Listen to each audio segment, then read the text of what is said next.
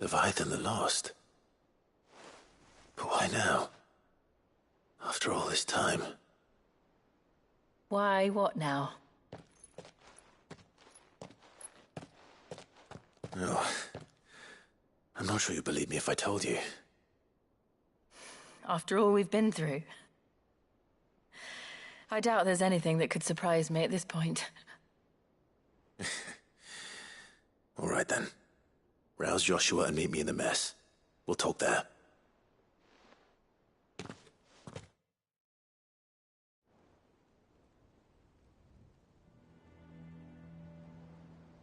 I see we're all here.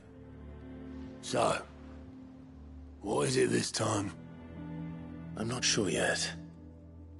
The letter delivered to my chambers omitted a few crucial details. Do we know its provenance? That was one of the details it omitted. But whoever the sender was, it seems the Dame held them in high enough regard to point them in our direction. The Dame? Well, she's not one to waste our time. It must be important. Important might be an understatement. If the letter is to be believed, Leviathan's dominant is in danger. And someone wants us to save him. Leviathan? So the Warden of Water has finally returned. What has it been? 100 years? More. The Lost moniker dates back at least that long. Even our venerable lawsman would not have been so much as a glint in his father's eye when last the mighty serpent brought his crushing waves to bear upon the realm. But why the gap? I know it can be a few years before a new dominant's born. But over a century? Should the dominant of Water's bloodline have been severed somehow, it could have prevented a new dominant from awakening. But if one has awakened now, he couldn't have chosen a worse time. Every nation in the realm has lost its dominant. If word gets out that there is still one to be had, they will stop at nothing to claim it for their own.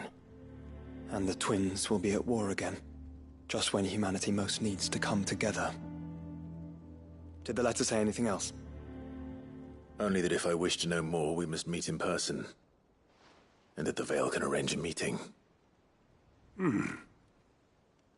If nothing else, you can be certain it ain't a trap. Famous last words. I'm coming with you. As am I. Thank you. Both of you. And Otto? Yeah. I'll keep an eye on things here. Didn't fancy coming anyway. Thank you. I shall leave the Invincible in your capable hands.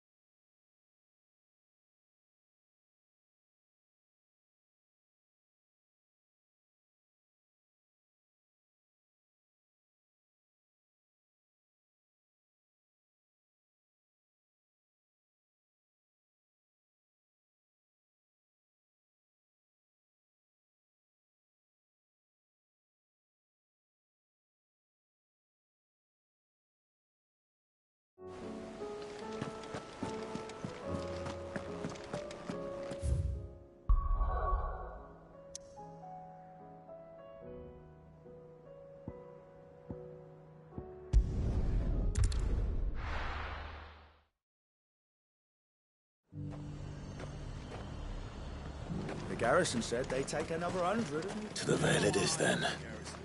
Think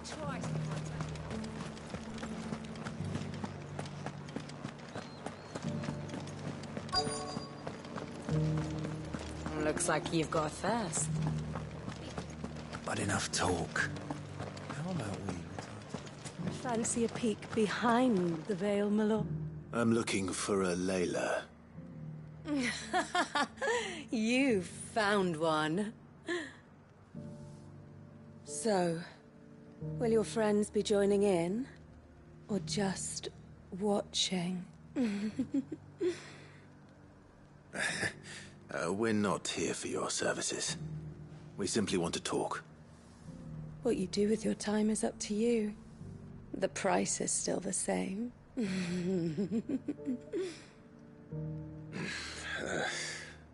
We're here about the letter.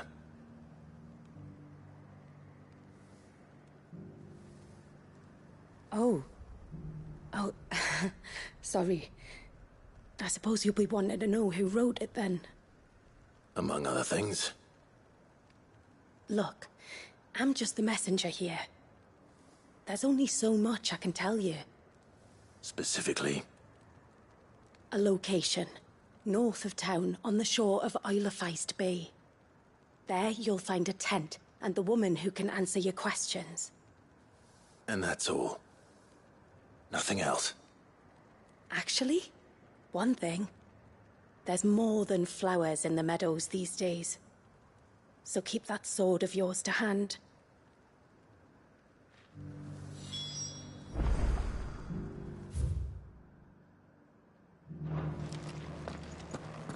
Does anyone else think it's strange that this woman should prefer to keep to the outskirts of town? Not if she realizes the value of the information she's party to. And the danger it puts her in.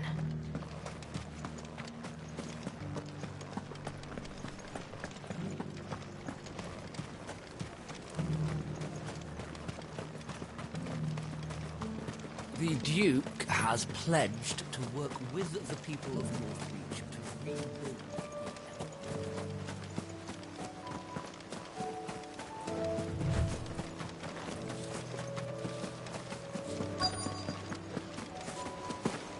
The tent is where Layla said it would be. Yes, but It's empty. Why am I not surprised?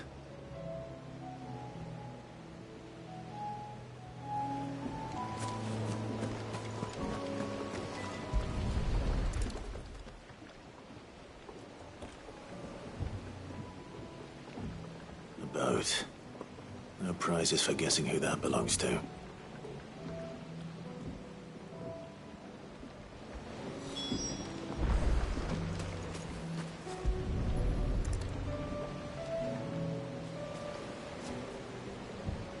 The embers are still warm. So you're Sid.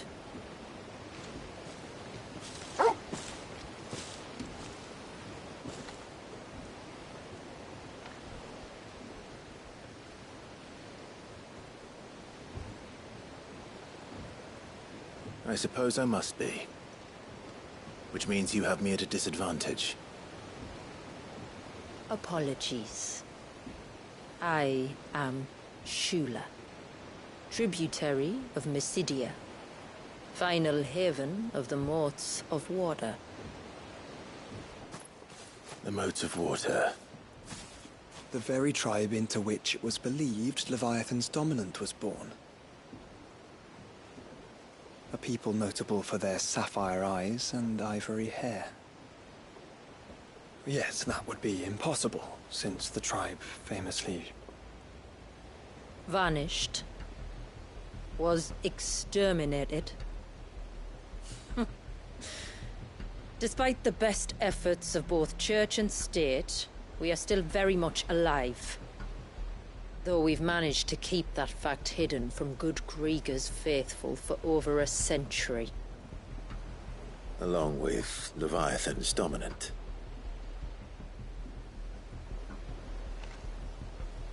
That wave out there. What do you know of it? The Surge. Only that it's been there a long time. Since the fall of Drake's Eye almost a century ago. Some claim the two are connected, but none can speak with any certainty. So in other words, you know nothing. Not that I'll hold it against you.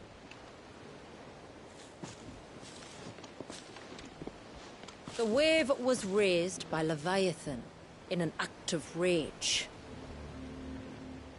Moments before the waters were stayed, and the Icon and its dominant bound within. And you want us to? Rescue him.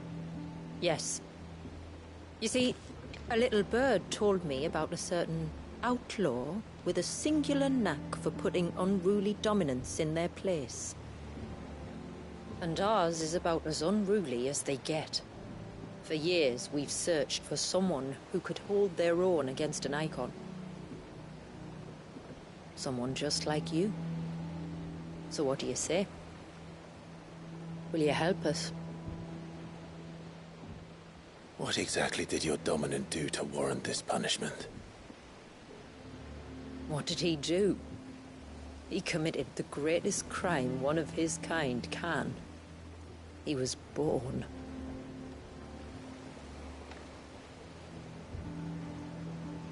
But he deserves a better fate than the one my people forced upon him. He deserves to be free. As do we all. Very well. Far-fetched though your tale may seem, something tells me you speak in earnest. So we will do what we can for your dominant. But first, you will tell us everything you know about him and the means of his imprisonment. I can do better than that. I can show you. Care to take a trip across the bay? My people await you there. Lead the way.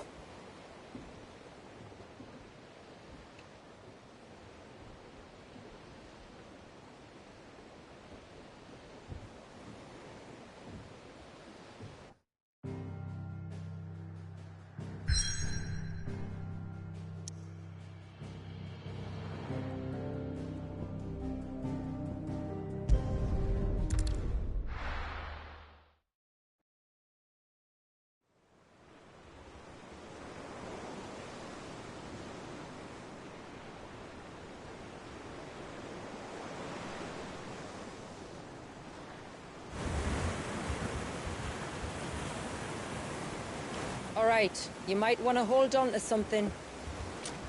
We're coming up on the wall, and passing through can take a bit of getting used to. I don't see any wall. Of course you don't. That's the point. It's a glamour woven by our ancestors to keep our village hidden from prying eyes. But don't take my word for it. Watch.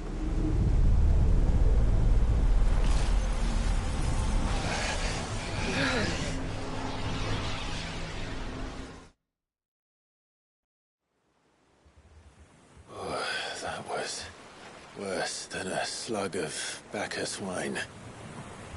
Clive, the sky. It's blue, but how is that possible?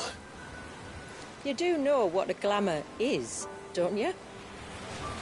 Ours just happens to work both ways, and a good thing too. I wouldn't fancy staring at those sickly clouds every day.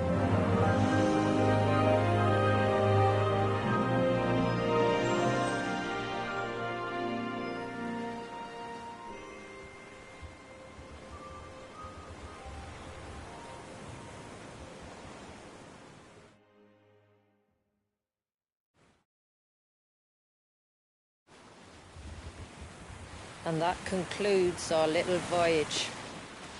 We're here.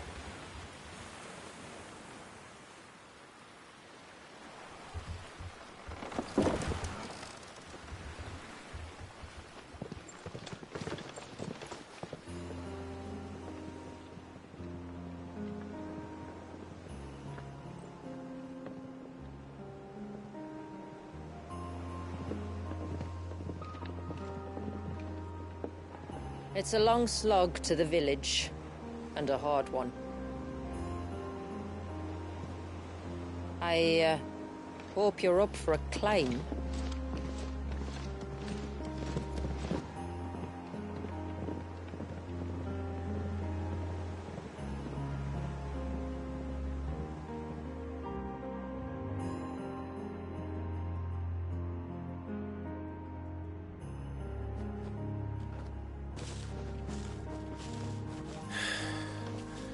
Finally. What? You didn't think we'd arrived, did you? The village isn't up here. It's on the other side of the mountain. Of course it is.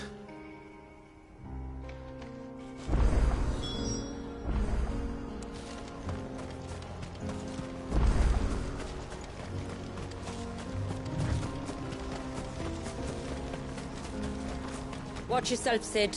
This path can be treacherous. If not for the sheer drop, then for the beasts who prowl it. Thank you for the warning. And please, call me Clive. Sid is an alias. You will be pleased to learn, Lady Shula, that I have no such aliases. Is that so, Lord Margrace? It's all the same to me.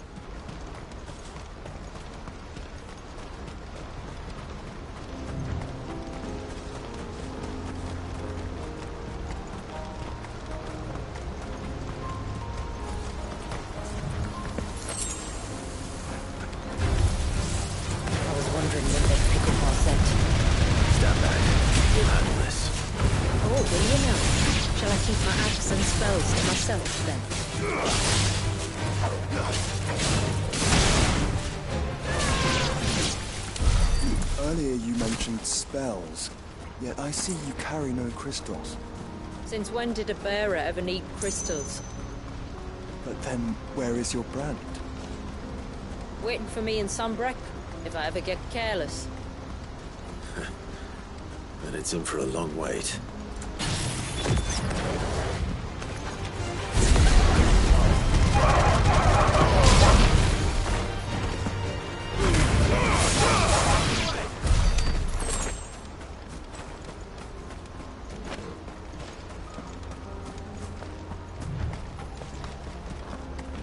We're almost at the summit.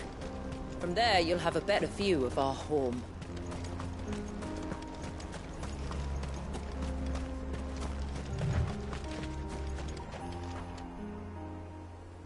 Few have ever set eyes on what I'm about to show you. Just so you know.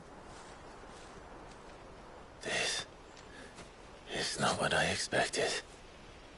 Welcome, my friends, to Mysidia.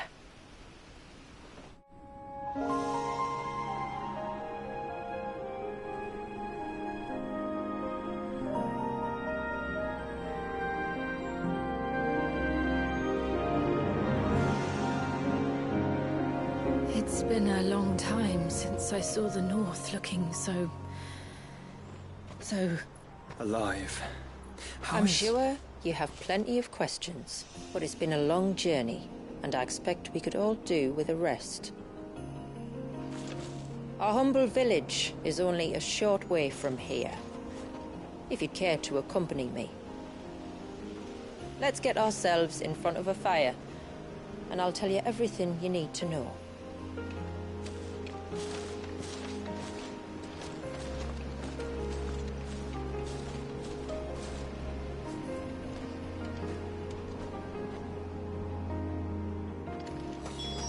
It's beautiful, Shula. And we aim to keep it that way.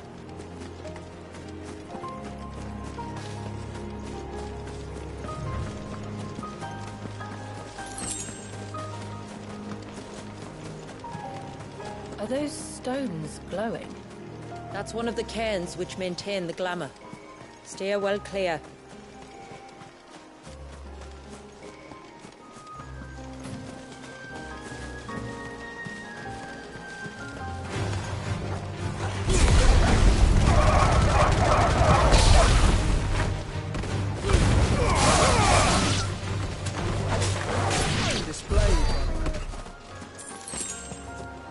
If the surge was an act of rage, One wonders what prompted it.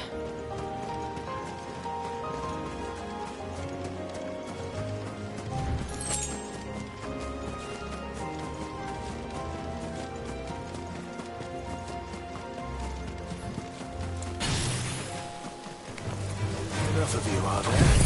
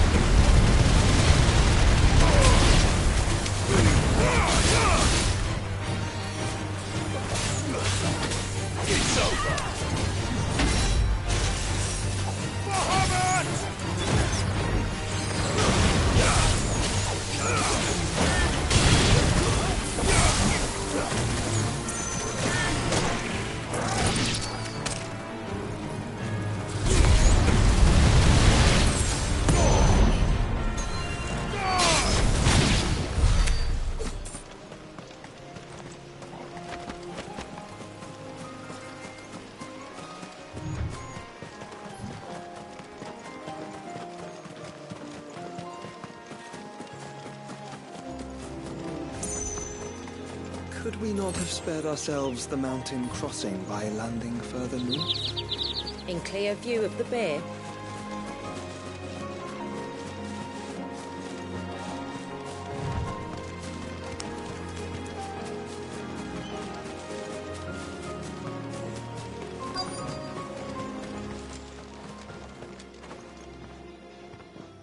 On evening tides. Does morning's light return? Open the gates! The tributary is home!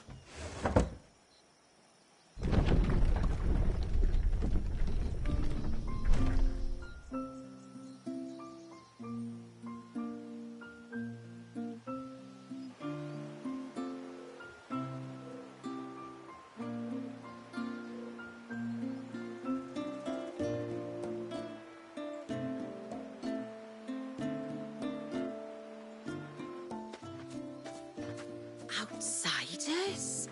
Well, I never. Look at the size of that dog. All right now, back to your duties. You'll have to forgive my people their curiosity. We don't get many visitors. Or any, truth be told. Then we are honored to be the first. This is quite extraordinary. Like stepping into another world. So do you believe me now? You've made it difficult not to, my lady. But how did your people chance to settle here in the north? Unless I am much mistaken, the moats of water long called the coasts of Southern Ash their home. Until Drake's Horn fell and the Blight forced them ever inland, where... We met our doom, along with our dominant. I see you've read the Gregorian Church's account, but perhaps you'd like to hear ours. That building over there is the Witten Hall. It's where my people gather to discuss matters of import. We can speak more inside, once the place is ready to receive you. It shouldn't take long, but you're welcome to explore the village while I see to things. Thank you. We'll do just that.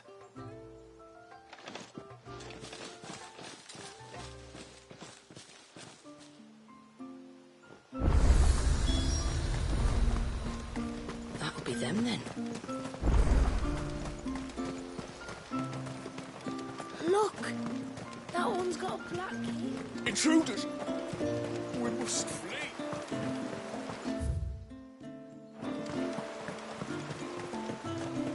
No, do you think he may?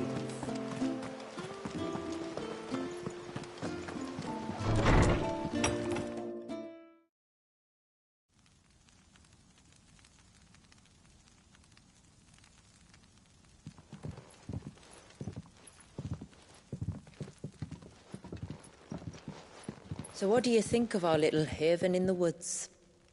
It might not have all the comforts of a southern settlement, but at least it's ours. And there's a lot to be said for that. It can't have been easy keeping this place a secret. Not easy, no. We've dedicated our lives to maintaining the glamour that conceals us. Us and Walyas. This man, Walyas, is he Leviathan's dominant? That's right. Though he's no man, Walyas is still a baby. A baby? Forgive me, but you said that the Dominant and his icon were bound inside the Surge almost a century ago. That would surely make him older still. It would, if he'd been allowed to age. But the spell robbed the poor bairn of even that. I'm sorry? Walyas was the son of my great-grandfather. Leviathan awoke within him almost immediately. But instead of allowing the lad to live out his life as a valued member of the community, my ancestors sought to put his power to other uses. Sadly for them, the Icons sensed their treachery and summoned a wave so large it would have swallowed the entire village if my ancestors hadn't stopped him. Then it is not the Surge that binds the child, but time itself. Yes. Forgive me. I'm still not sure I understand. I'm not surprised. It isn't the easiest thing to explain. Which is why it might be better if I took you to see him. Show you exactly what he has to endure. That is why we came. Then let us be off. There's a road that leads north from the village. It'll take us right into the Surge.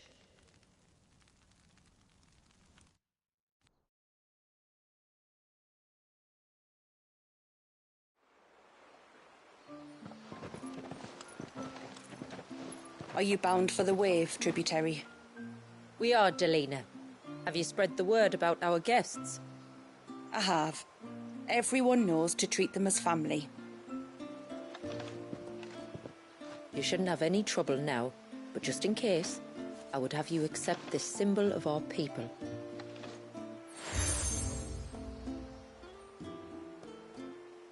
That's very kind. I look forward to meeting the family. The feeling's mutual. Should the tributary be indisposed, feel free to ask me any questions you might have regarding the village, and I'll do my best to answer. Thank you. We will. Then I bid you good tide.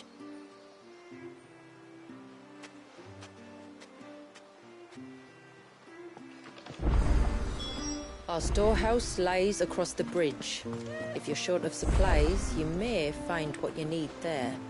Though we will have to ask you for recompense, poor as we are. You are Sid, aren't you? The man the tributary told us about?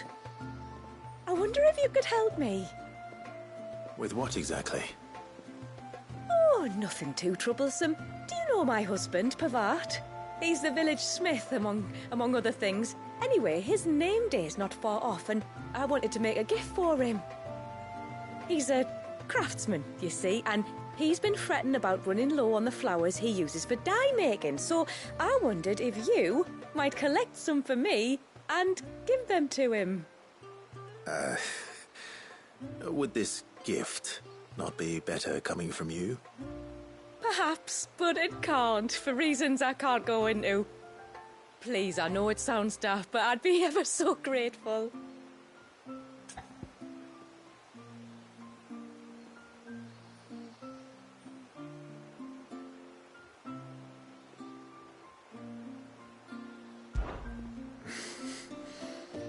Fine. Which flowers does your husband need? The sweet little blue ones that grow around the fount. Elder's blessings, they're called. We use them to dye our fabrics so we always feel close to water like they are. You don't need to go to the trouble of picking them yourself, though. Just speak to the field hands and ask them to share their harvest with you. 2 basketfuls should be enough for my husband to be getting on with. 2 basketfuls it is.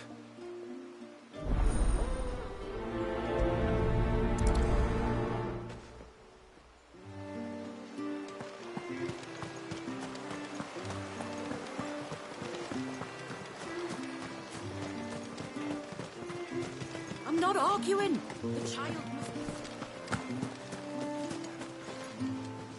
Excuse me. I wonder, might you be able to spare a basket of Elder's blessings?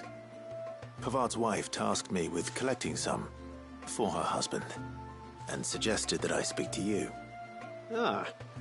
Werda wants you to bless her better half with the fruits of our labour, does she? Go on then. Give the old fool something to squirm about. I'm sorry. Ah, don't worry about it. An old fool Pavart may be, but if you come bearing gifts, he's not fool enough to turn you away. I'm glad to hear it. Thank you.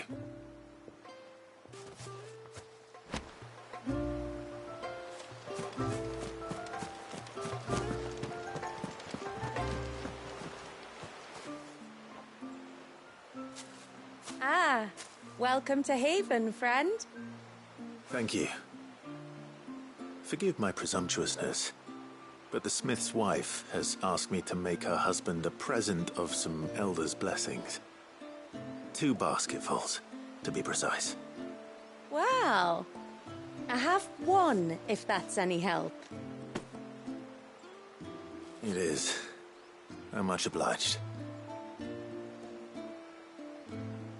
They really are beautiful. Aren't they just? Though that's not the only reason they have a special place in our hearts. Legend has it that when our people fled from Ash, the tributary of the Tyne took some seeds with them. And as they wandered high and low across the Twins, he'd plant them wherever they stopped for water. Every elder since has done the same. So when we finally put down roots here in Mysidia, the flowers did too.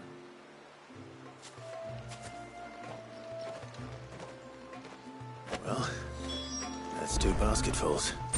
Time to visit Pavart.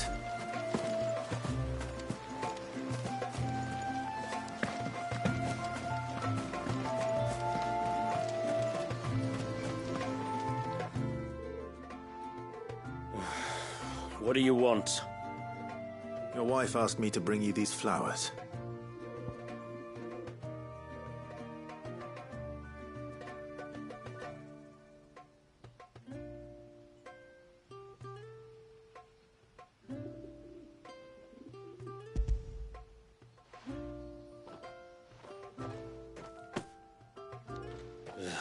That woman.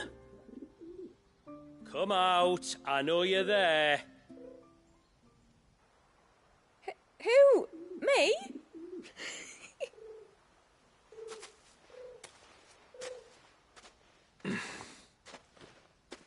Would either of you care to explain what's going on? I'm sorry. I didn't mean to deceive you. It's just, my husband can be a bit standoffish at times, and I thought this might be a good way for the 2 of you to get acquainted. What with you being a swordsman like, and him being the only smith in the village. It'd be a shame if you couldn't turn to him for help. The only reason he couldn't turn to me for help is because I had my hands full with all the orders you lot dumped on me. I'm pretty much done with them now, though. But, for the record, the tributary said that we were to lend you outsiders our aid, and that's exactly what I was planning to do. With or without my darling wife's meddling. Still, here we are. Acquainted. So, if there's out you need, just bring us the materials, all right? All right. All right, then. And tar for the flowers. I was running low. You use them for dyeing, I hear. Aye. Crush the petals and it makes a fine and lasting blue. We use it to stain the cloth for our tunics and pennons. Remind us where we come from, like. As modes of water. Children of the sea. That's right. The pattern too was left by our ancestors. The Ceaseless Rill, it's called. It symbolises the river of our tribe, with the strength of Leviathan running through it. And no matter how that river has ebbed and flowed, changed its course, the flowers have always been with us, growing on our banks. I shall get back to work. If you need something crafting, let me know. I will. It was a pleasure to meet you. Wasn't it just?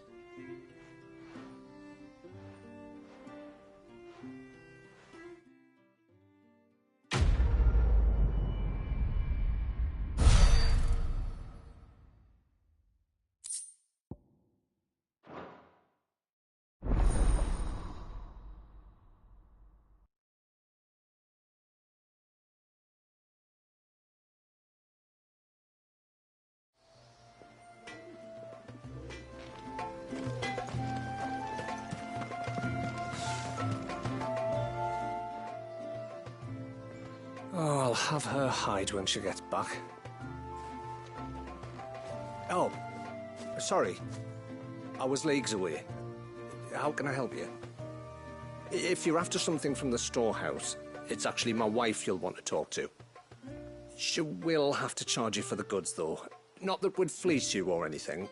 It's just, you know, needs must. I understand. Saying that, she might not be able to get anything down for you for a bit. Ah, right. She's got her hands full with the inventory, you see. It should have been my daughter's job, really, but the willful little Rills decided to make herself scarce. Ah, the heavens only know where that girl's got to. If you'd like me to keep an eye out for her. Oh, no. I couldn't ask that of an outsider. Could I? You wouldn't mind?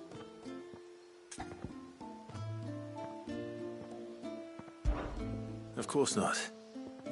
She won't have gone far, will she? I hope not. But I've scoured the entire village for her and come up empty-handed. Can't help thinking she might have gone on another one of her little adventures. Ah, a free spirit, is she? Aye, that she is. Can't get her to sit still, especially once she heard you lot were on your way. Outsiders! You should have seen her little eyes light up. Oh, if she wanted to watch you arrive, she'd have made for the low gate where you first came in. The guard there might have spotted her. Maybe you could ask him. Ruka, her name is. All right. I'll let you know if I find her. Try not to worry.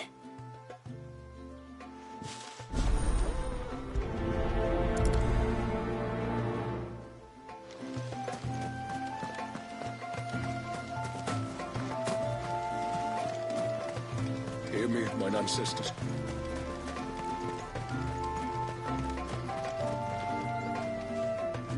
Excuse me. You haven't seen the storekeeper's daughter, have you? Little Ruka? I have, as it happens. She went out through the gate not long ago.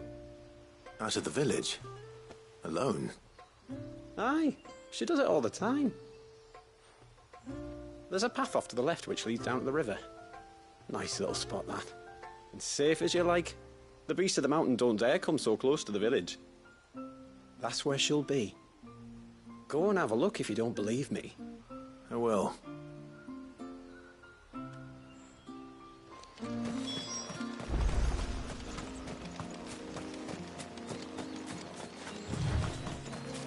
This must be the path.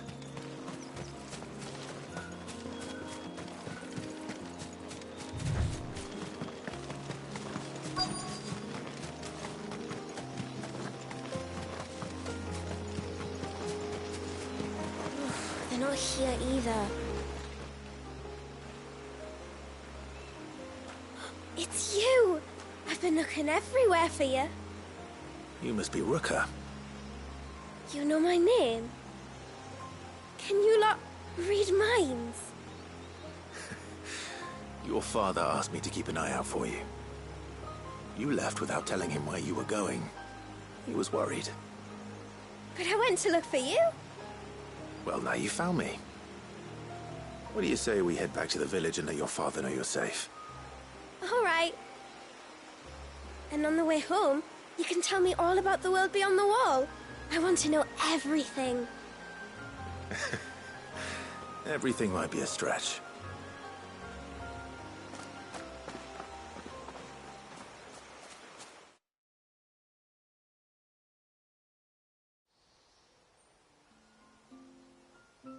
Thank you for bringing her home. And sorry for the trouble. Oh, no. It was a pleasure. Daddy, did you know that there are villages 10 times as big as Haven in the outside world? 10 times!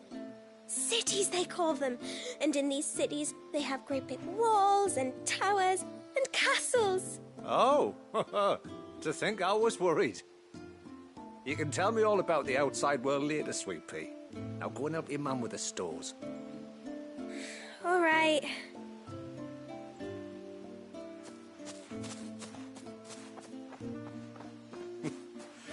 Thanks for putting up with her questions. She, has a lot of them. One of the big ones being, what are the people beyond the wall like? Reckon you've made a good first impression. Are we the only one she's ever met? That you are. The rest of the world can't know we're here, so we'll have to be very careful who we're letting in and out. A few of us might make the occasional trip to shore for supplies, but for the most part, we make do with what we've got, including what the old Northerners left us. Yes. You built on top of the old ruins, didn't you? Well, they make for fine foundations. Their masons clearly knew what they were doing. That's one thing we don't have to worry about. Oh, it's everything else that's the problem. Medicines, metals for tool making, anything like that. We have to dress up as travelling merchants and make a trip to the outside and pray to every cloud in the heavens that nobody sees through us. Which explains why you need Gil. Aye. And now Rook is back, my wife should be free to assist you with any potential purchases. So please, do make good use of our stores, because we fully intend to make good use of your coin. I'll be sure to keep my purse strings loose.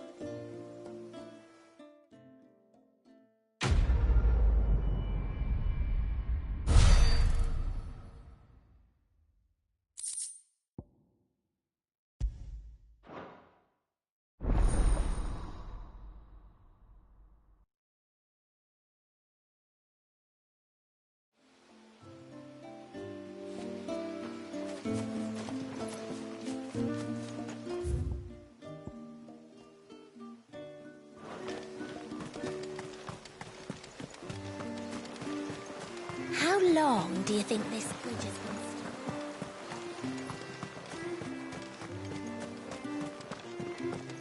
been? Suddenly, there were curves.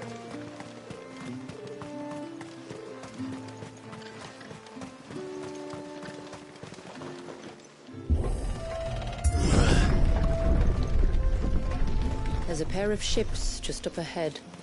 Ships? But are we not still leagues from the shore?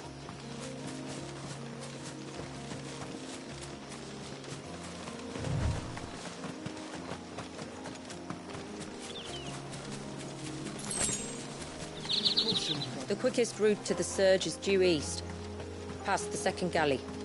Shula, how did these ships come to be here? What do you imagine happens when an icon of water gets angry? Really, brother, did you have to ask?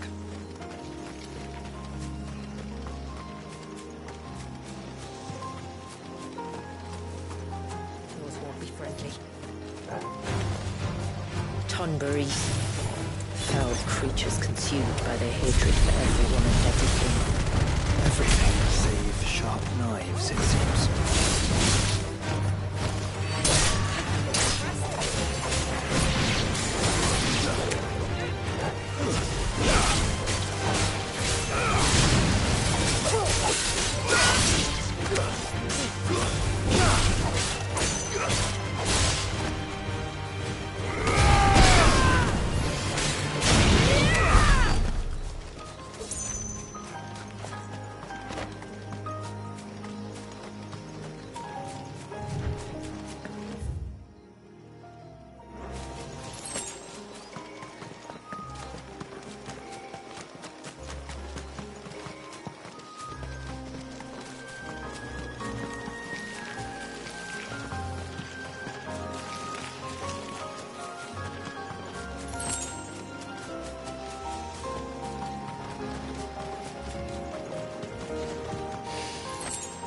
I can smell the sea.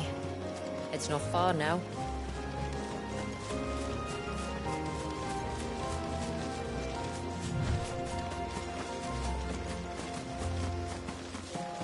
How will we reach the surge? We'll follow the coastline north. There's a bridge that'll take us across to the cape.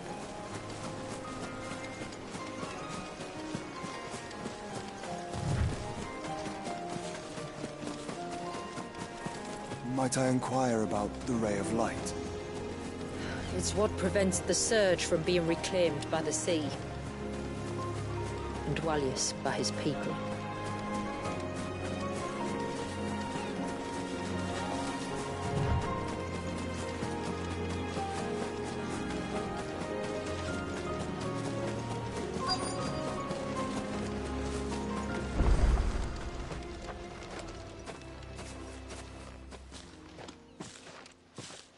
You said before that the child is bound within the surge.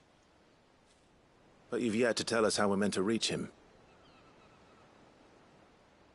I trust we won't have to hold our breath. No.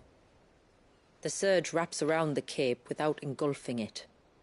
If we continue to its tip, there is a path down to the seabed. And the wave's origin. All right.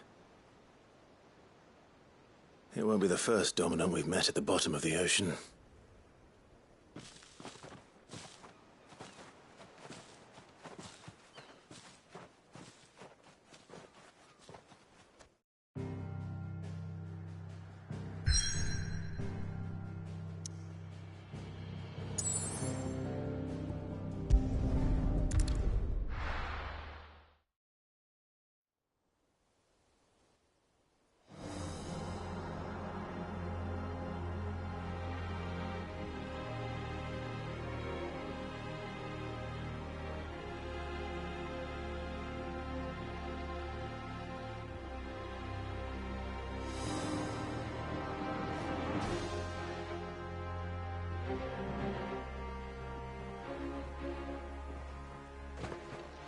It's not much further now.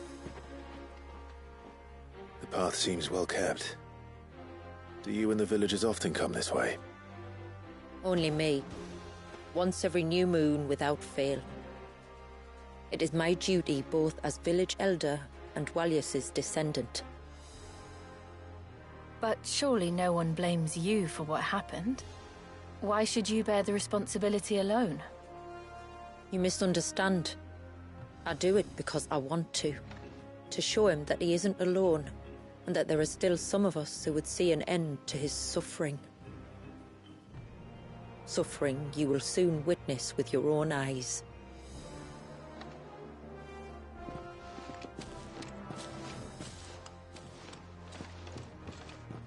The forest grows quickly here. Left unattended, the path would be reclaimed in a matter of moons.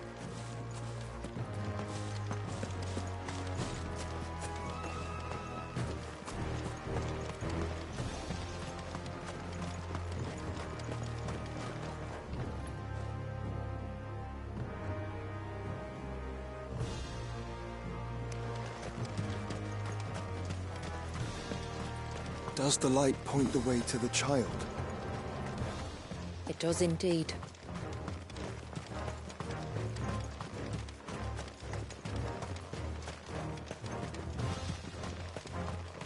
Look at all the droplets of water suspended in midair.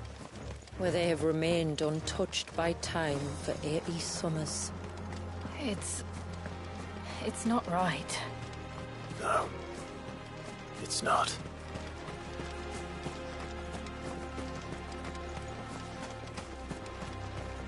There. Up ahead.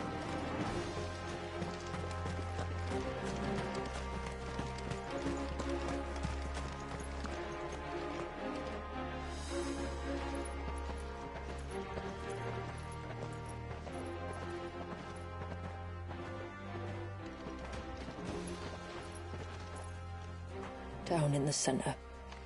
Follow me.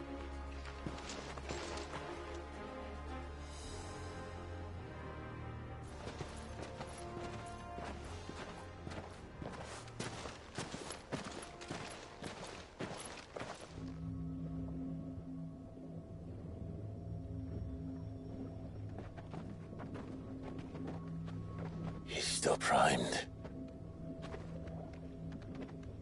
I'll never forget my first priming. The fear. And I was old enough to understand what was happening. One can only imagine how this poor child felt. He is the victim of an unforgivable sin, committed by people who saw him as nothing but a means to an end. He must be so frightened. Then I'll ease his burden. You don't mean? I'm not going to hurt him.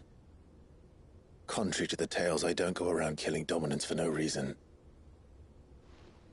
What if I told you there was a way to remove Wallace's icon? I tell you, you were a madman. It's hard to believe, I know. But it can be done. Though, it isn't without its risks. Part of the icon remains no matter what. So, it might still come to violence? I don't know. It depends on the dominant. I've seen things end well, and I've seen things spiral out of control. But I do know one thing.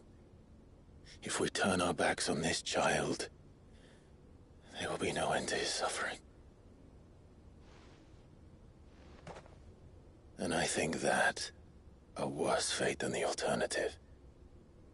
Don't you?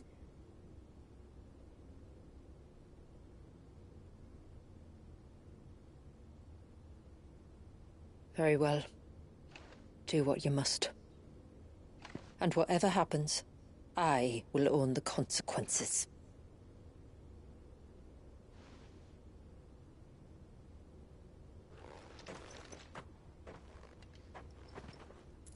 Don't be afraid, little one. Let me bear the weight.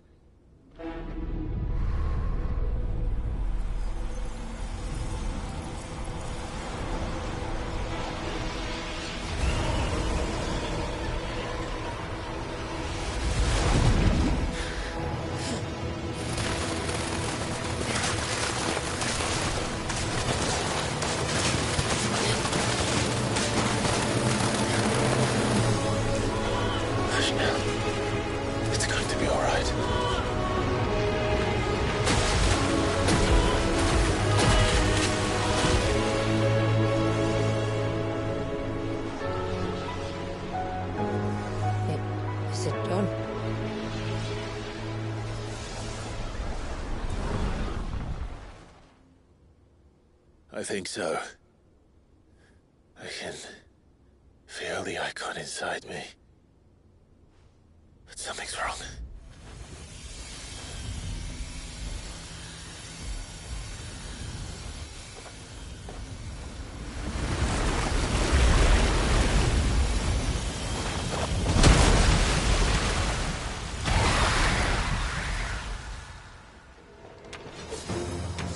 He wasn't just afraid. He was angry. All right. Let's see what you've given me.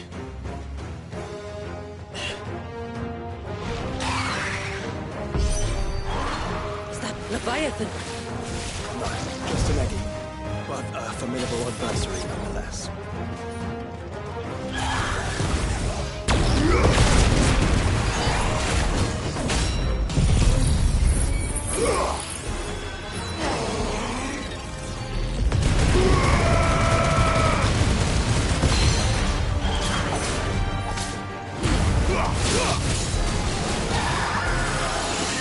Oh, look. It has friends.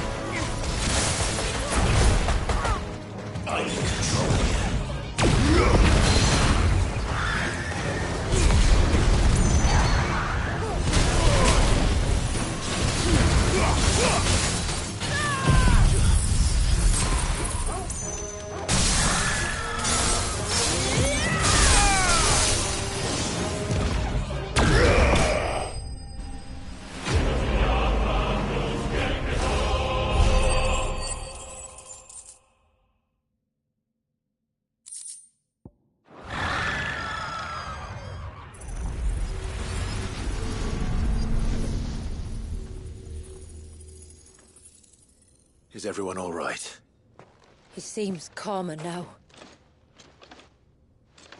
You said Walius was frozen in time. But he knew we were here. How?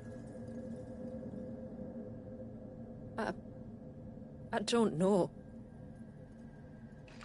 He's never reacted to anything or anyone. Until now. The child has been bound for nigh on a century. If he has been conscious from the first, we must remove the seal at once. It's not that simple. I wish it were, but... there's more to this tale. It would be better if I explained back at the village. I see. Then let's return before it gets dark.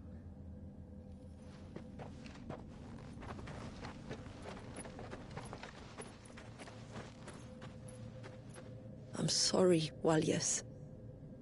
I will make this right.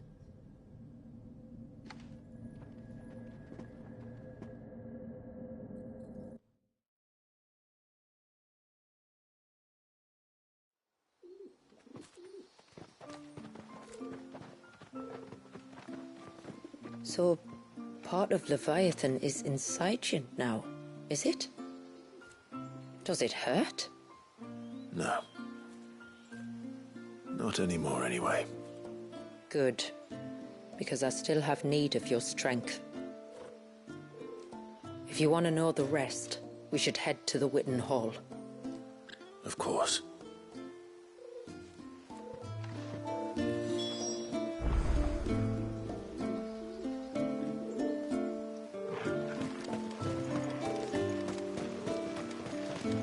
Look, Dad!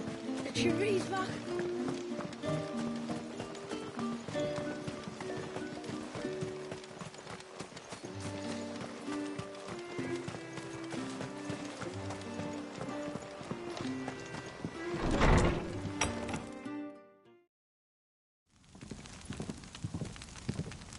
To understand the spell which binds Walius, you must first know who we are, and what drove my forebears to commit such an atrocity. This tapestry is our story, the one that brought us here.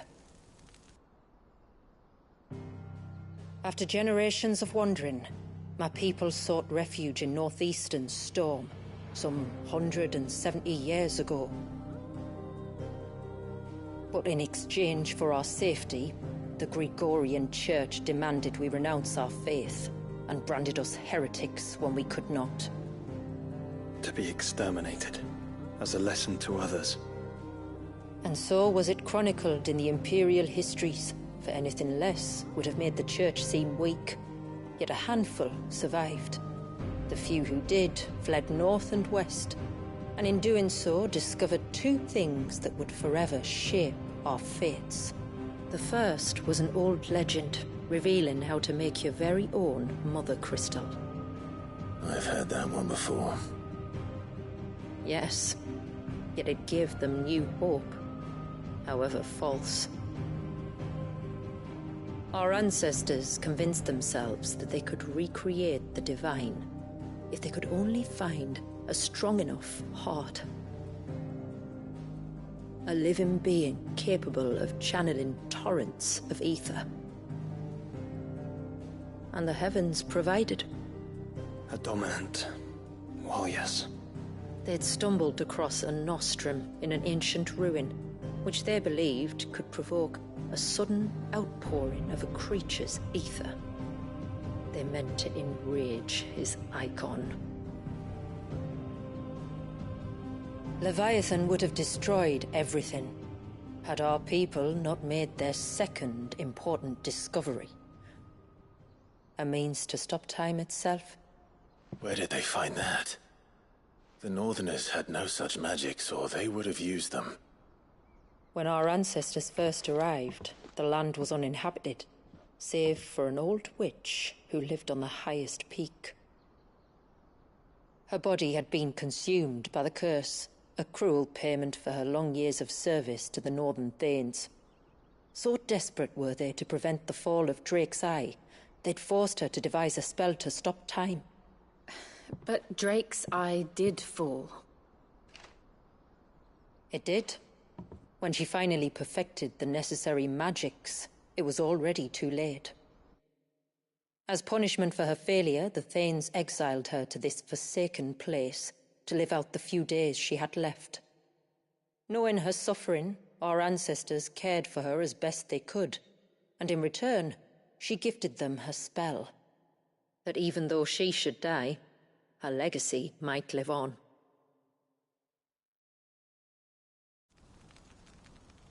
So armed with both the knowledge of the ancients and the secrets of time, our ancestors settled upon an ambitious plan.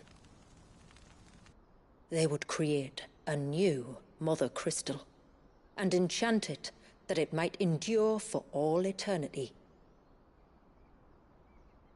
Thus would our people's wandering, our suffering, finally end, and prosperity visit us once more. And all it would require was the sacrifice of a single child. A small price to pay, or so they believed. Another victim of man's blind reliance on the Mother Crystals. So we know the seal source. How do we break it and restore the flow of time? Do you recall the Dome of Light on top of the cliffs to the west? Inside lie the ruins of an old temple. It was there that the witch built the Vare, a conduit of sorts that channels her remaining ether into the Surge. But it's been a long time since anyone set foot in the place. And now, there are others who claim it as their own. Then we shall go prepared for a fight. That said, it may be best if one of us stays behind. You think the village could be in danger? We saw the ether flow from Wallius in all directions, but only encountered a single familiar. There will be more. And should even one make its way here, I doubt the walls could hold it back for long. Then I shall stay. The Phoenix will see your people safe, tributary. You have my thanks. Very well. We should depart at once. I fear time may no longer be a luxury we can afford.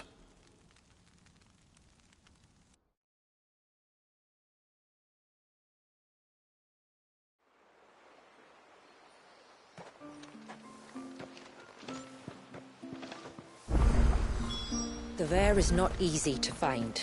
We must first head north, and then west, deeper into the forest. No sign of the child. You don't think he's... I can't. Just try to breathe. That's it. Is everything all right? Ah, you're the outsider. I'm Fannet, healer by trade. And this is Talor, one of my patients. He took ill not long after you arrived. Nothing too serious, I hope. I hope so too, but... But? This affliction, it's like nothing I've ever seen before. He complains of feeling chilled to the bone, but there's no fever to go with it. And my most powerful antalgic hasn't done a thing to ease the pain in his chest. I'm starting to wonder if his condition might require a different kind of treatment altogether. Shula said that you were here to help us. You couldn't help me, could you? I'd be happy to. If I can. You can, don't worry. All I need you to do is speak to Talor's son, Pavat, over at the forge, and ask if he knows what his father was up to before he came down sick. Something must have caused this, and I want to find out what. The trouble is, Talor's too weak to speak, and I can't leave his side for long. So while you talk to Pavat, I'll pay his wife word a quick visit, just in case she knows anything. All right.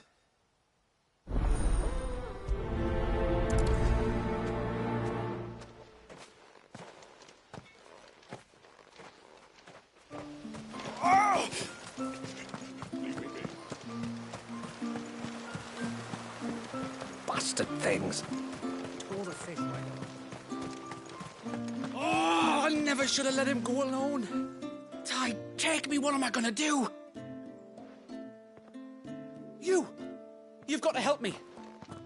Shula said you were a force to be reckoned with. Are you? Why do you ask? Eh? Oh, sorry. I should explain. My name's Kitav.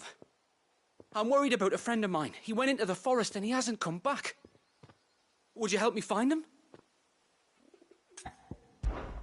I can try. Tell me what I need to know. Of course. You know about the glamour our ancestors cast to keep this place hidden, right? Shula told us about it, yes. Right. So you know the cairns we use to maintain the spell? Well, it's me and my friend's job to maintain them. If it weren't for the likes of us, it would have faded years ago. So your friend went into the forest to visit one of these cairns? Aye, that's right. He said he was going down to Father's Fell. There are 2 cairns out that way, one by the banks of the Swift Run, and another near the Winged Wains, the, ships in the forest. All right. How will I know this friend of yours? His name's Nassef. He's about my height, but clean-shaven. If you could track him down and see that he's come to no harm, I'd be much obliged. I'll search the village, just in case anyone's seen him, and meet you back here. Very well.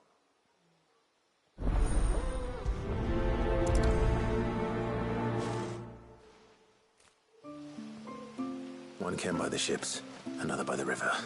Better get moving. Hail, stranger. Are you a rider by any chance? I am. What gave me away? Oh, I can smell it on you. The scent of the stables. And not just any stables. Something tells me you've never been one to ride half-starved birds with chine-gall and wetbeak. If I had a guess, I'd say your bird eats only the finest greens and has her feathers groomed twice a day with a curl hairbrush. Nothing but the best for my Ambrosia. Ambrosia, eh? Pretty name. What's she like? Well, she's tall and strong. And her feathers are as white as snow. You're joking. You've got a white chocobo. I have, yes. I suppose they are rather rare. This I've got to see. Can you bring her here? I would if I could, but I doubt Shula's skiff could hold her. Me dad's got a boat. And he's ferried chocobos before. You could get him to bring her. It'd be perfect timing and all. He's preparing for a trip beyond the wall as we speak. I'm sure he'd help you if you asked. He would. Well, I don't suppose it would hurt to have Ambrosia around. All right then. Where could I find your father? He'll be in the storehouse on the other side of the brook. Tell him Manda sent you.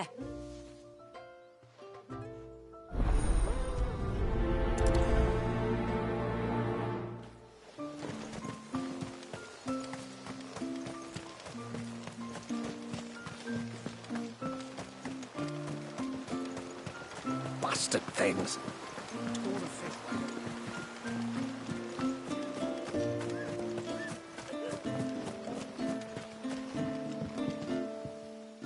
Thanks for bringing me daughter back. I don't grudge her looking for adventure, but she's got to pull her weight like the rest of us. Anyway, now we've got the inventory done, I can attend to my own tasks, like seeing to our visitors' needs. So, was the route you wanted? When you've decided what you want, just let me know.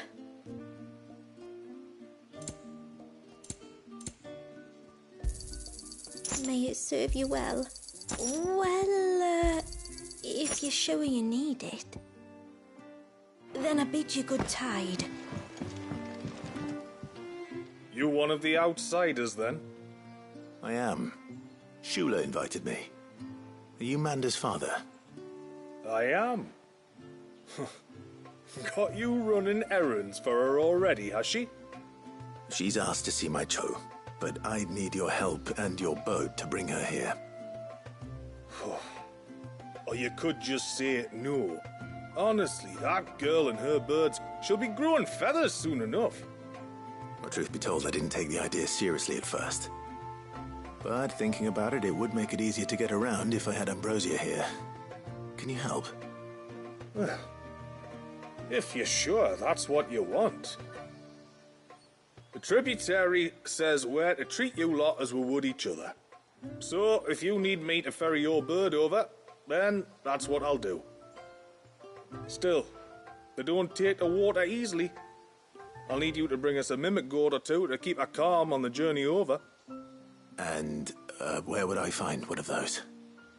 Oh, don't ask me. It's been years since I last brought a chocobo across the bay, and I'm told the world's changed a fair bit since then. Where do you usually get your stable supplies from? Well, the man who made Ambrosia's tack lived in Martha's Rest, and if I remember correctly, he traded in chocobo feed too. So I suppose I'll go and ask him. I'll be sailing over to Northreach soon to pick up some supplies. While I do that, you collect your bird and your gourd, and then meet me by the shore. Just don't take too long, all right?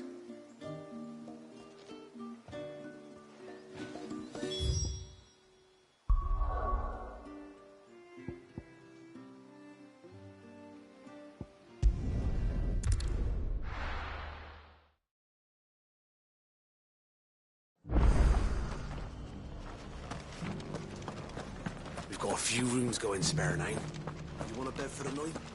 Speak to Martha. I remember you. You're the one who saved Whiteheart. How's the old girl doing? She's very well. Thank you. Oh, don't thank me. You're the one who saved her. Anyway, what brings you to the rest today? I was hoping to purchase a mimit gourd. And I thought you might be able to tell me where I could find one. Oh, reckon I could do better than that. Just so happens, I've got a whole carload of the blasted things. Not a buyer in sight. Really? Aye, you'd be doing me a favor taking a few off my hands before they turn to mush. But just be on the lookout for wild birds, eh? Don't want them chasing after you like they did me. I will. And thank you. Oh, you're very welcome. Any friend of Whiteheart is a friend of mine. And in times like these, friends have got to stick together. We certainly do. Northreach, then. Wouldn't want to keep Anders' father waiting.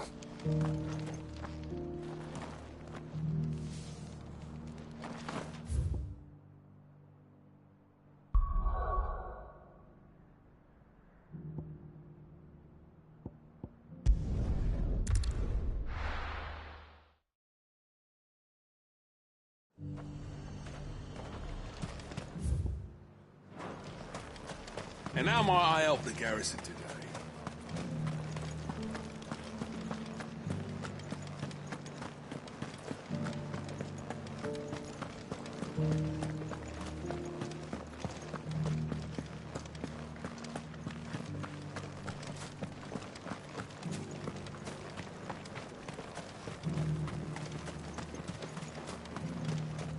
Those things didn't fight like men.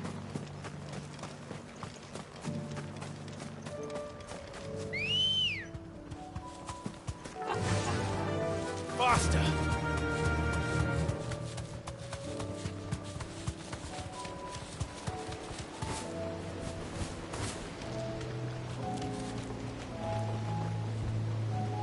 Be safe. Ah, there you are.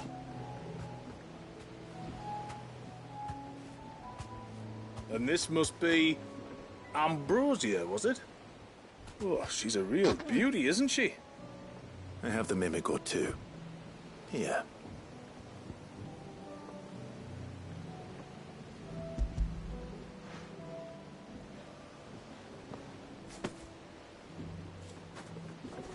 Thank you kindly. Soon as she's gobbled this up, we'll set sail. We're going to take a little trip across the bay now, Ambrosia. Don't worry. You'll be all right.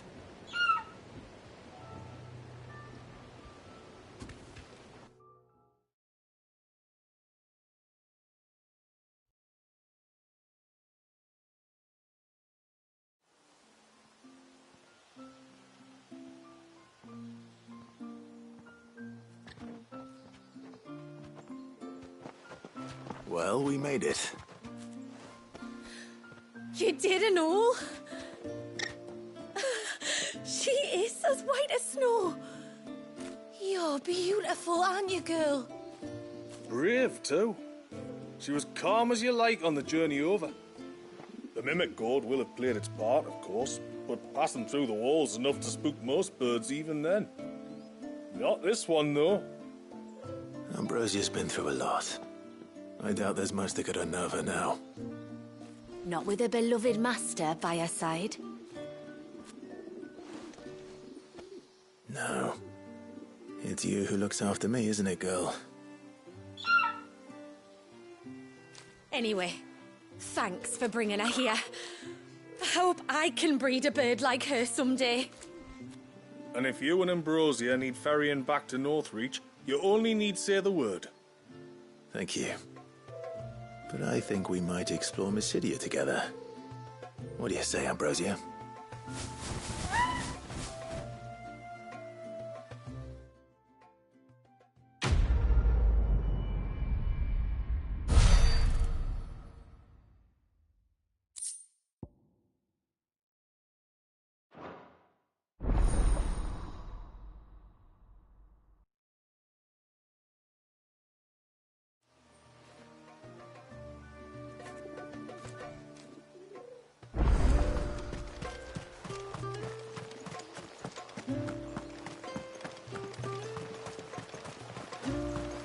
Bastard things.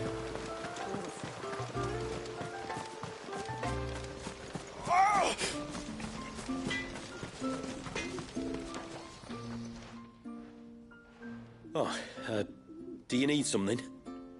I do, though not from the Forge.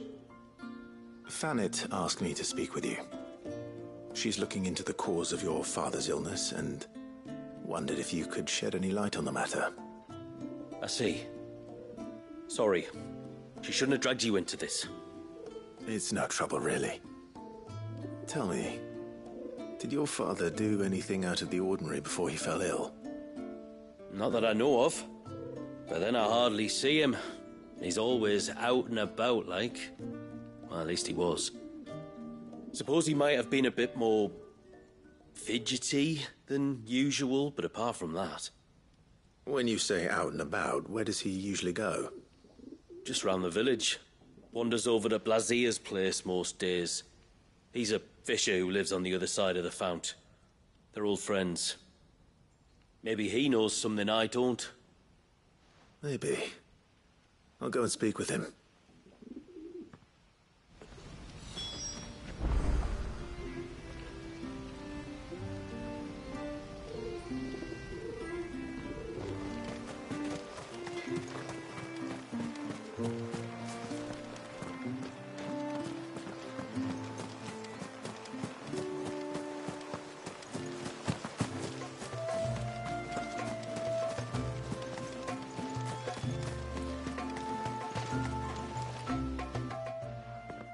Greetings, stranger. What can I do for you? Your name is Blazir, is it not? Pavad tells me you're a friend of his father's, and that the two of you may have spent some time together prior to his illness. His illness? Talor's never been ill a day in his life. I don't know why he'd start now. Oh, Fanny doesn't know either. It was she who asked me to look into his recent behavior on the off chance it might explain how his condition arose. Oh, I suppose there was something that struck me as a bit odd. He kept asking about the woods. Did you see anything strange on your way back from the shore? Are you certain? Do you swear? That kind of thing. I didn't, of course. But he wouldn't let it go. It was like he was expecting something to happen. It was just a matter of when. Not that I know what, but he never told me anyway. Well, that certainly does sound unusual. And it might just be what Fanet is looking for. Thank you. Don't mention it. Oh, and when you say Talor, wish him the best from me, eh? Let's see what the healer makes of this.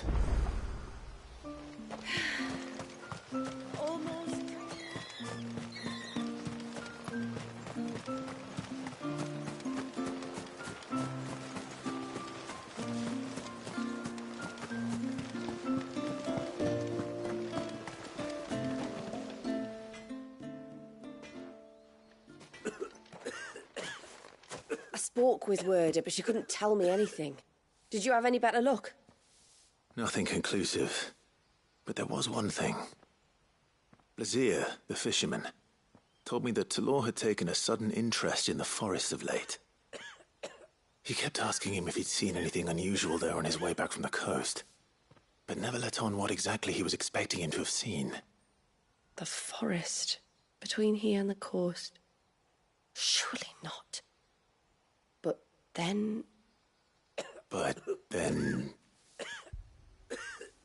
can't say for sure. But I think Talor's illness might have some connection to the Tomberries. You may have encountered them during your time here. The small, scaly beastmen.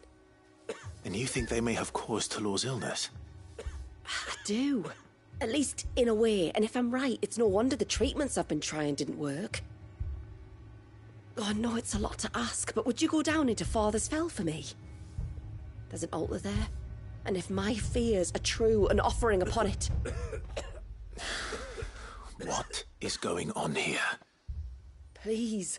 I'll explain everything when you return, but time flows fast. I beg you, make haste for Father's Fell and take the offering from the altar. Talor's life may depend on it. Very well.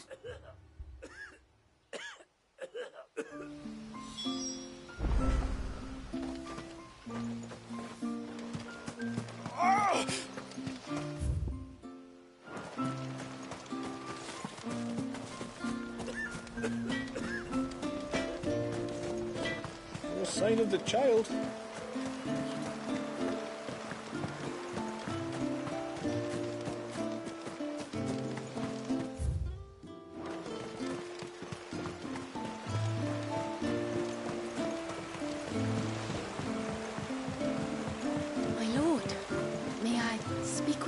There is a matter with which I would beg your aid. Of course, what is it? Please, not so loud. Something serious, then? Yes. I think we might have company. I was passing by the low gate when I saw a figure moving among the trees up on the cloak. At first, I thought it must have been you or your brother, so I didn't say anything, But the more I think about it, the more certain I am that the figure looked familiar. And you're sure it wasn't one of the other villagers? Positive. I think it was someone from outside the wall who has found his way inside. Of course, it could just be my imagination playing tricks on me. I only caught a fleeting glimpse, and it might have been you or your brother. But if it is who I think it is, we cannot allow him to leave now that he knows we're here. Would you go and see? Oh, he won't try to hurt you, believe me. Given what lurks in the forest, the only one likely to get hurt is him. Very well. Whether the man you saw is who you believe him to be or not, we need to know. It may yet be someone else entirely. Someone who means your people, or my people, harm. Perhaps. Just promise me that if you do find someone up there... Don't worry. I won't draw my sword unless I need to. Thank you. Ymilla, this man you saw, might he be the customer you told me of? I fear so. The customer? I'll explain later.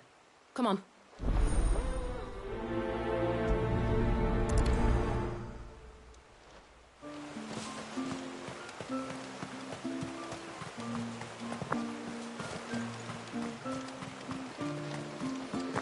If we pick too many of the flowers, there won't be enough.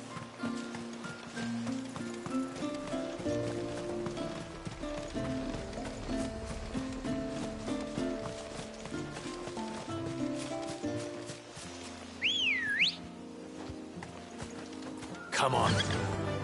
Fly, Ambrosia.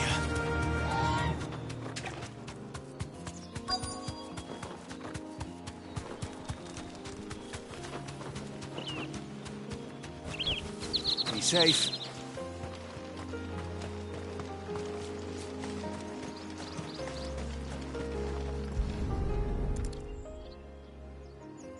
A bottle. Breath of the Arbor. Perfume from Sunbrag. Looks expensive, too. Who's there? Stop!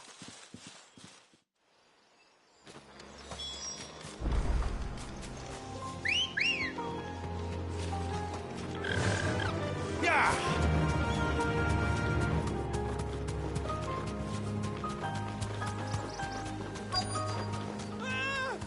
No! Hang on! I'm coming!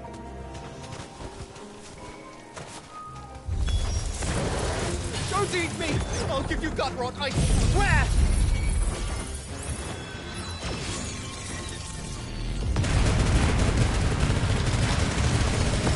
Stand back. I'll handle this.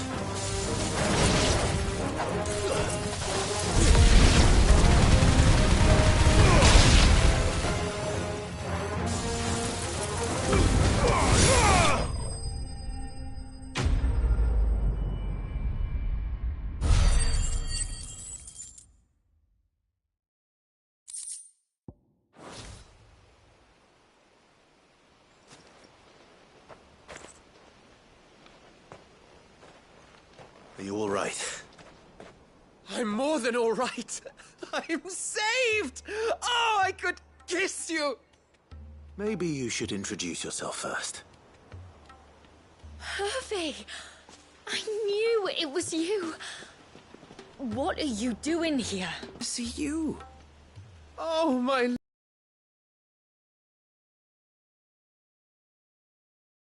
For saving him and sparing him. Who is he? Hervé, one of many clients from my employment beyond the wall.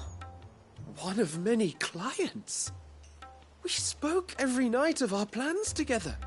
Whispered songs of love into each other's ears. And then you upped and vanished without so much as a word. I left you a note, didn't I? I told you I was sorry, but that we could never be together. That I could never abandon my family. And I told you not to look for me. How did you even find this place, anyway? The flame of your love was as a beacon in the night that guided me to you. Hervé.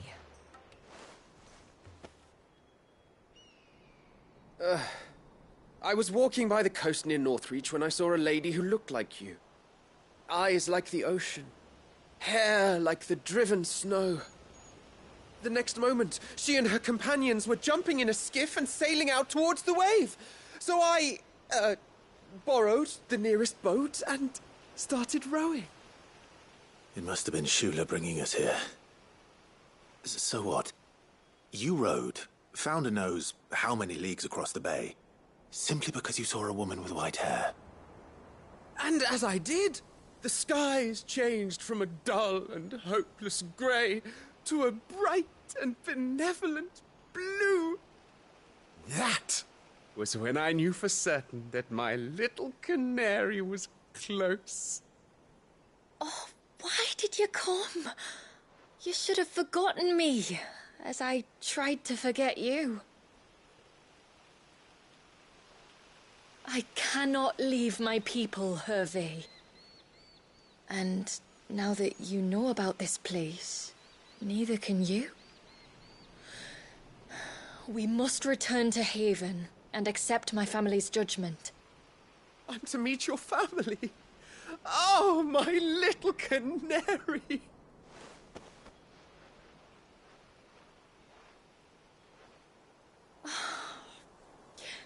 Please, come and see me later. You did as I asked, and you must be rewarded for it. But first, follow me, Hervé. To the end of the world and beyond.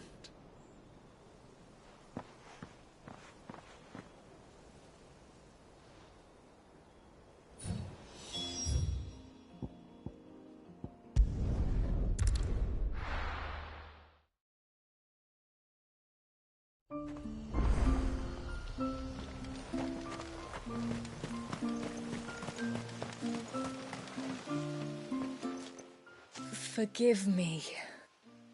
There's nothing to forgive. You two met at the Vale, I take it. When I worked there, yes. To earn the coin that my people need to survive. Though Mysidia is our sanctuary, there are certain necessities that it cannot provide. And for that reason, some of us seek employment beyond the wall. Yet few are the opportunities for followers of a strange faith in a strange land. And so you supported your family as best you could? I did. And I have never regretted it for a moment. I found a second family in the Vale, and in the Dame, a second mother. I also found Hervey. But our love could never be. I knew that if I revealed my secret to him, I would be putting my people in danger.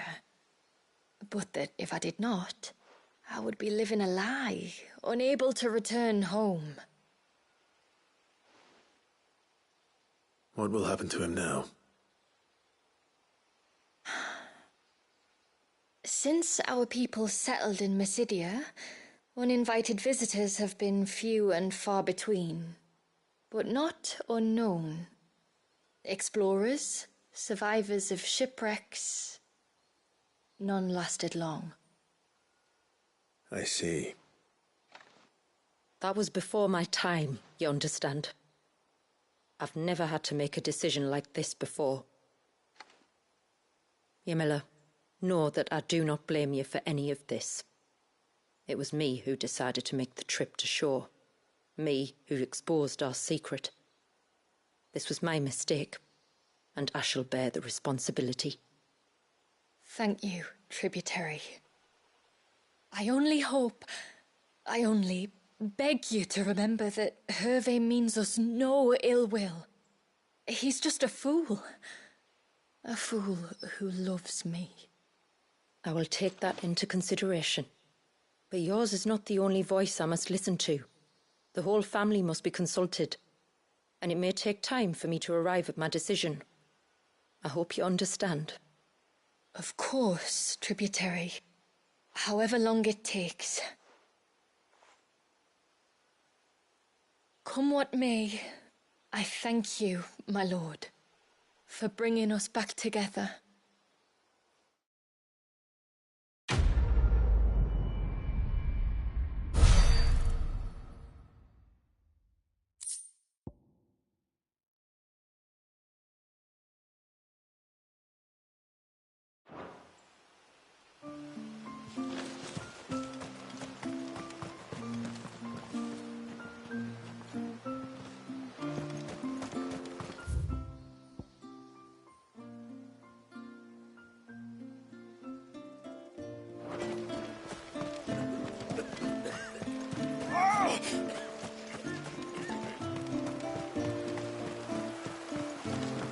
Bastard things.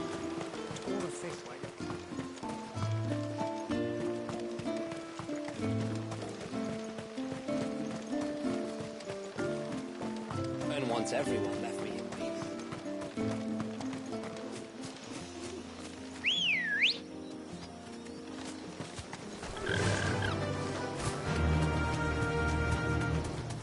Before we turned east at the shipwrecks to reach the coast. Now we must head in the opposite direction. Left it is, then.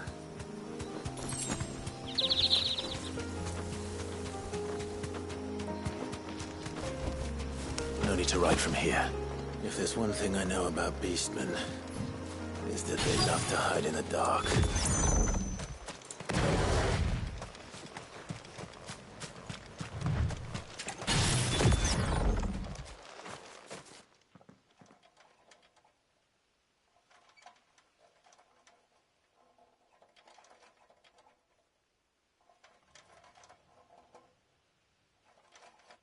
What are they up to? Some sort of ritual.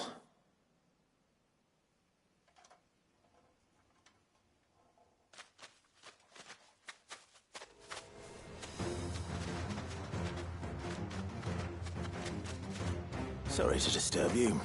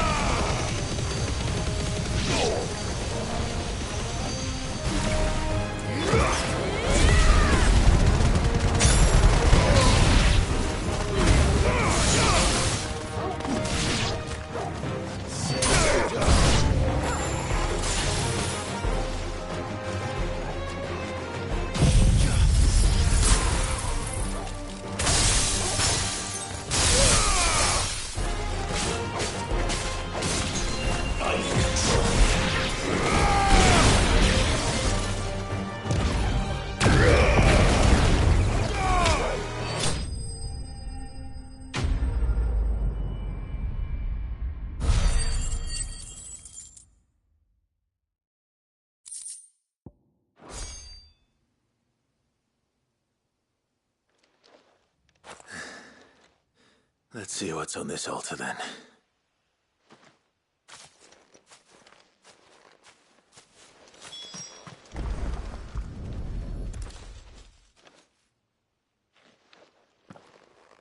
A silver chain. I doubt the Tombries made it. This must be what Fennec was talking about.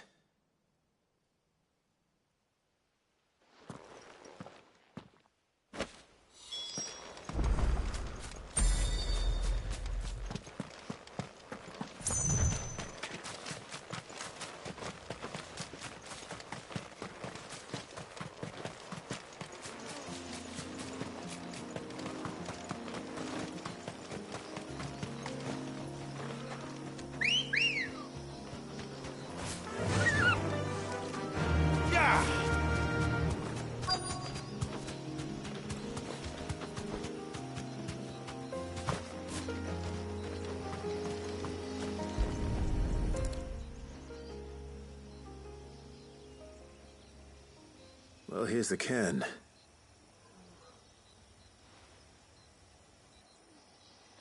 But no sign of Nasef. To the riverbank, then.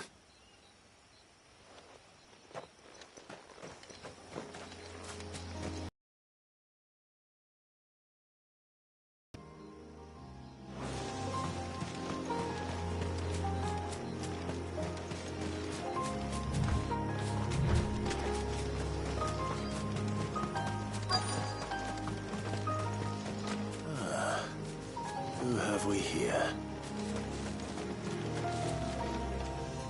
I'm looking for a man named Nasef. Aye, I know him. Takes care of the cans. Wait, you didn't think I was him, did you? Sorry, mate, I'm just out to gym myself a few ibexes. What do you want with the lad, anyway? His friend, Katav, asked me to look for him. Apparently he ventured out to work on one of these cairns and didn't return. Well, that is a worry. You're a hunter, yes? You must know the woods as well as anyone. Can you think where he might have gone? There's a bridge further down the path. Blasted thing got washed away a few moons back. Our carpenter only recently had time to rebuild it. But if I remember rightly, there is another cairn on the far side. Maybe he decided to visit that one while he was here. Maybe. It's worth a look, certainly. Thank you. Don't mention it. I'll keep an eye out too. Perhaps he just got delayed or something. Let's hope so.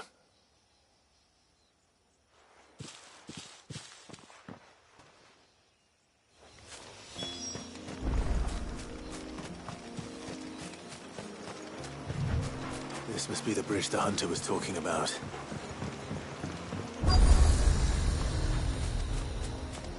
Company.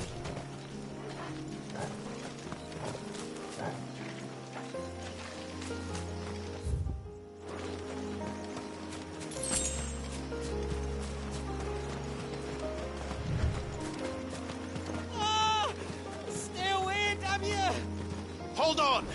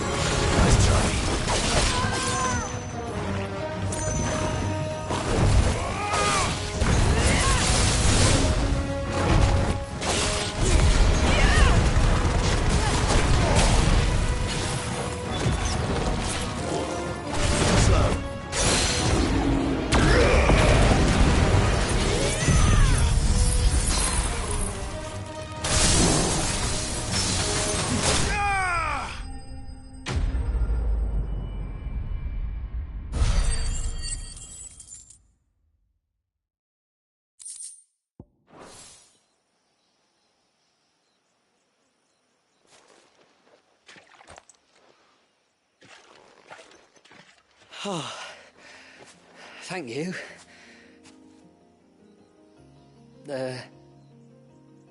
I'm the tributary's guest. And you must be Nassef. I am? But how do you know that? Your friend Katav asked me to look for you when you didn't return. Ah, I'm sorry. I was so focused on attuning the cairn I didn't see those creatures come until it was too late. How exactly do they work? Oh, there are crystals inside. They're what keeps the glamour going. Should the ether cease to flow through too many of them, our shroud would quickly unravel. It's my job to make sure that doesn't happen. And an important job it is. But you'll struggle to do it if you're dead. You need to take more care. Yeah, no arguments there. The truth is, me and Katav usually work together, watching each other's backs like. But when we heard outsiders were coming, we split up to get the job done faster, so things will be perfect for your arrival. Stupid, I know. So you found him then? Not before the local fauna did. My arrival seemed to put them off their dinner. Mustn't have been hungry after all. Expect you'll be wanting someone to escort you back to the village then, Nassef. Woods are full of nasties today. When you're next in Haven, be sure to come and see us. You saved my life. It's only right I repay you. If you insist. Take care now.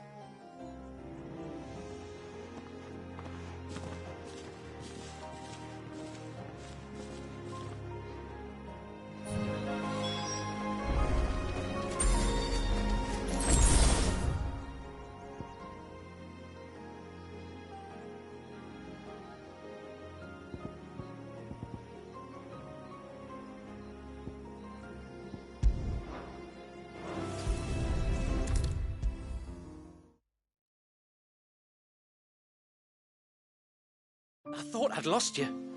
But you saw to it then. Thank you. Nassef told me everything. If you hadn't got there when you did. Oh, it doesn't bear thinking about. All that matters is that you're safe. Far be it from me to tell you how to do your jobs, but don't go alone again. Or if we have to, maybe we should think about casting the glamour on ourselves to keep the wildlife from spotting us. It'd take its toll, of course, but it'd beat letting the cairns fall and having to weave the entire spell from scratch. Imagine if we had to do that. I'd rather not. Would only succeed in adding 2 new piles of stone to the collection. Your bearers? That we are, thank the tides. The others can't attune to the crystals in the cairns the same way we can. Reckon this place would be doomed without us. So, you do this work for the good of your people? Not because...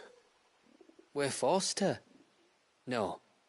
From what I've heard of the way things work on the outside, we were truly blessed that our rain fell here in Mysidia. Our people are few enough as it is. If we started turning on each other, kin against kin, over nothing but a stupid accident of birth, our days would be numbered. They would. Anyway, all's well that ends well, eh? Thanks to you, both of us lived to keep this place hidden another day.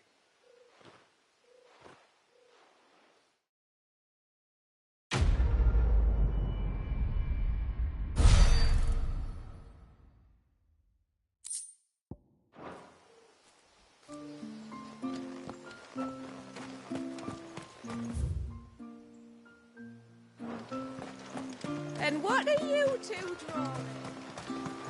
Bastard things.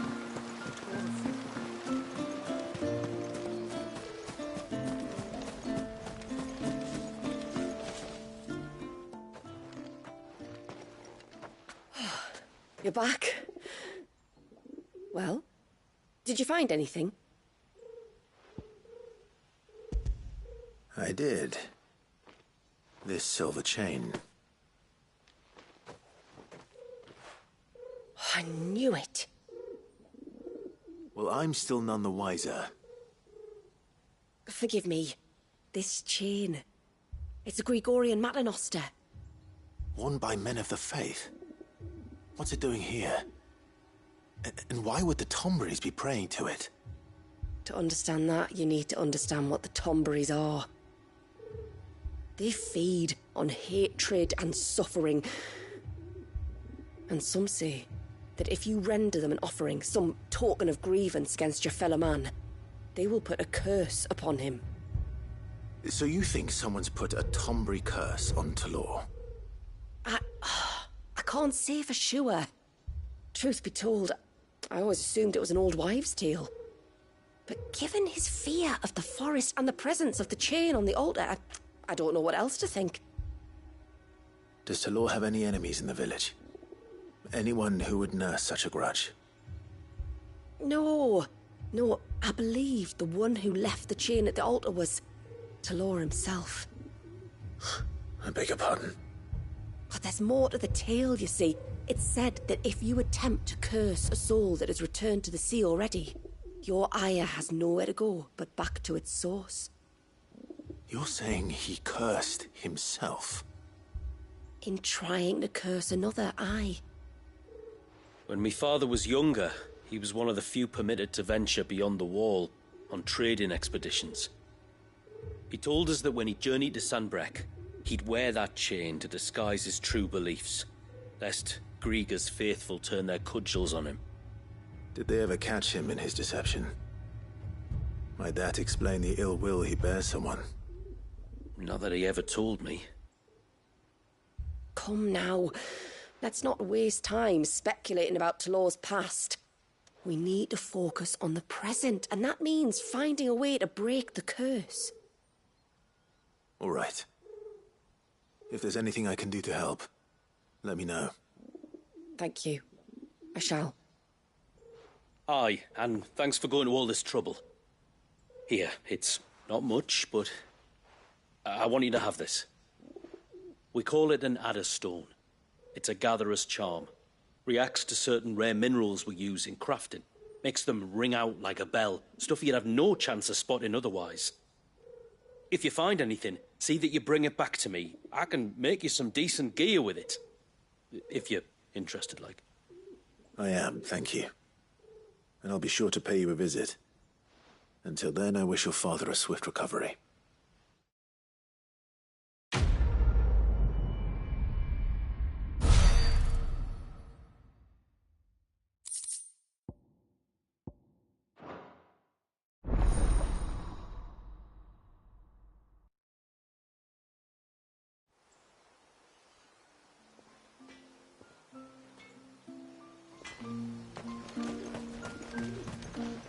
Reckon my steel's just as good as any.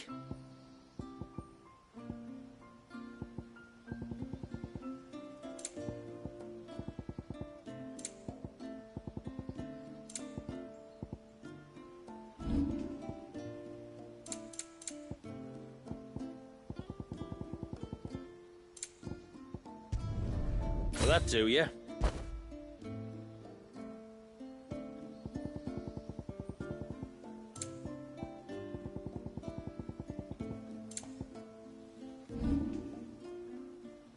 Till next time, then.